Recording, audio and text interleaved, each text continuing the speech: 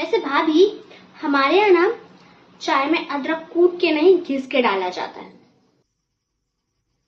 वैसे भाभी, पनीर कम आया था क्या आज? नहीं तो दीदी, जितना हमेशा आता उतना ही तो आया था। मेरे पास तो आया ही नहीं। कहीं आप बनाते बनाते ही तो नहीं खा गई? ये क्या पहन लिया भाभी? ये कलर आप पे कितना बुरा लग रहा है। मेरे ससुराल में तो सब ब्राइट कलर के ही कपड़े पहनते हैं। ये आप चेंज कर दीजिए। अरे माँ, भाभी तो जब देखो तब फोन पे लगी रहती है। मेरे ससुराल में तो काम करने के बाद भी इतनी फुर्सत नहीं मिलती कि मैं फोन चला लूं जरा भी। तुमने बड़ी छूट दे रखी है वैसे। अरे हाँ माँ, मुझे पता है बिल्कुल टाइम। अरे भाभी, आप कहाँ जा रही हैं? मम्मी से मिलने। भाभी, आपका मायका है कि स्वर्ग? हर दिन वहां जाने का आपका तो वीजा अप्लाई हो जाता है।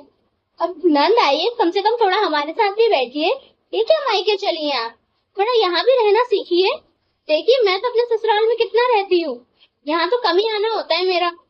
अब आपका यही घर है भाभी। रोज रोज वहां मत जाया करिए।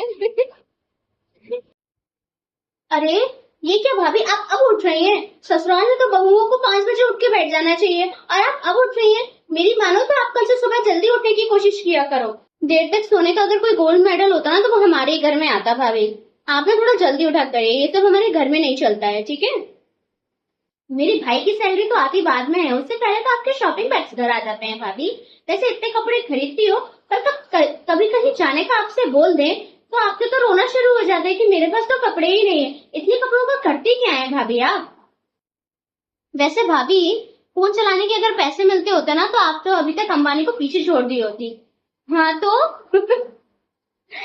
ये नहीं कि नंद आई हुई है, कम से कम उसकी सेवा करें। पर नहीं, साल में तो एक बार आती हूँ मैं, फिर उसमें भी आप मेरे सामने बैठ के मोबाइल चला रही हो।